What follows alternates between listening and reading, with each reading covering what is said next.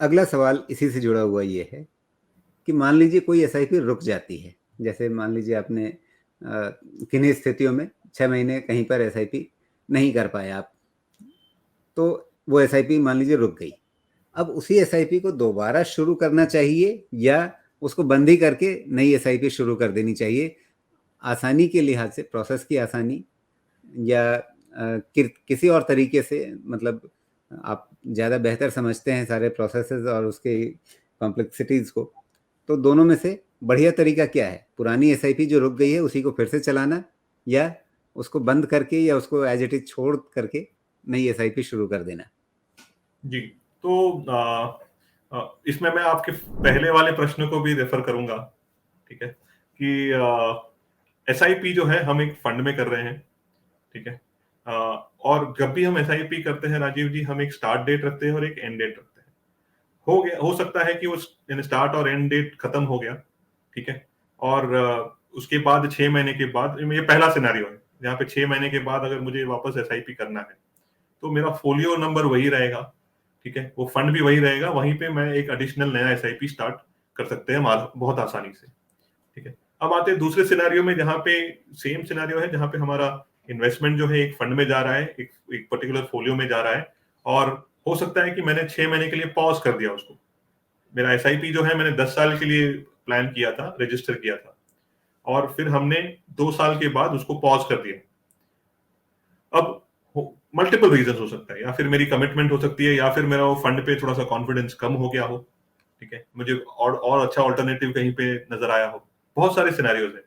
लेकिन फिर उसके बाद समझ लीजिए अगर 6-8 महीने के बाद अगर मुझे एसआईपी फिर से शुरू करनी है, तो मैं वही फोलियो में अपना एसआईपी आराम से शुरू कर सकता हूँ, और वही अच्छा तरीका है, क्योंकि आपका फंड, जैसे हमने कहा कि फंड आपने काफी सोच के आप निवेश करते हो, और वो फोलियो नंबर जो है अननेसेसरी आप बार बार अलग अलग फोलियो बना के कोई फायदा नहीं है।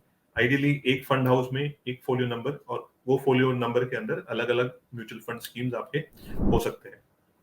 जी, मतलब आप ये कह रहे हैं कि अगर उसी म्यूचुअल फंड की उसी स्कीम में पैसा लगाना है तो हमें वही एसआईपी दोबारा रिज्यूम कर देना, दोबारा शुरू करवा लेना, वो ज़्यादा आसान है।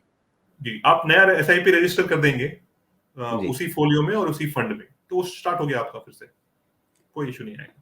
अच्छा, तो वो नहीं, फिर मतलब पुरानी एसआईपी बंद हो गई, नई एसआईपी शुरू कर दी, हमारा फोलियो नंबर जो है वो सेम रहा वहाँ पर? बिल्कुल, बिल्कुल। तो आपका जो अक्यूमुलेटेड पैसा जो है पहले एसआईपी का, ठीक है, वो नॉर्मल इन्वेस्टेड है, उतने यूनिट्स। अभी आपने नए एसआईपी जब सेट किया, तो जो पहले महीने से जो डिडक्शन होगा और जो आपको यूनिट्स अलॉट होगा, वो उसमें नहीं, ऐड तो होते जाएगा। अगर अगर मैं कहूँ कि नहीं, जो पहले से एसआईपी चल रही है, मैं नया एसआईपी क्यों करूँ? पहले से जो चल रही है उसी को फिर से चलवा लेता हूँ, इसमें क्या हाँ, दिक्कत है? अगर आपने पॉज किया हो तो आप कर सकते हो। जी। अगर आपने एंड डेट दिया हो, तो एंड डेट तो मैंने, एंड डेट का मतलब है कि उसका मेरा एसआईपी खत्म कर दो, तो फिर जी। तो मुझे नई एसआईपी को रजिस्टर करना जरूरी है। जी। अच्छा, एंड डेट का मतलब ये है, जैसे आपने एसआईपी जिस समय आपने शुरू किया उसी समय मान लीजिए आपने एक एंड डेट यानी अंतिम तिथि डाल दी कि ये एसआईपी मुझे 3 साल चलानी है या 5 साल चलानी है, जी, वो या समय फिर आ नंबर ऑफ गया तो वो इंस्टॉलमेंट। एसआईपी अपने आप बंद हो जाएगी? जी, या फिर आप नंबर ऑफ इंस्टॉलमेंट सोचते हो कि मुझे 120 इंस्टॉलमेंट्स करना है, या फिर 12 जी। इंस्टॉलमेंट करना है, वैसा। जी, या तो टाइम पीरियड होगा या नंबर ऑफ इंस्टॉलमेंट होंगे। जी, जी, तो वो अगर एंड डेट आ गया तो वो एसआईपी वहाँ पर बंद हो जाएगी अपने आप, फिर आपको नई एसआईपी ही करनी है। जी, लेकिन बिल्कुल। एंड डेट से पहले क्या मैं उसी एसआईपी की एंड डेट को आगे बढ़ा सकता हूँ? तो वैसे देखिए, करने के लिए टेक्निकली तो आप कर सकते हो, ठीक है, जी।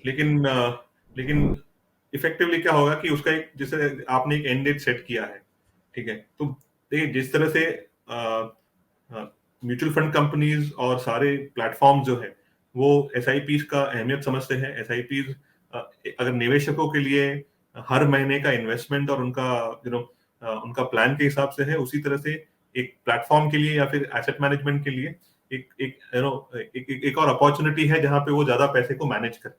तो उसका ध्यान जो है एसेट मैनेजमेंट कंपनी और प्लेटफॉर्म्स भी रखते हैं।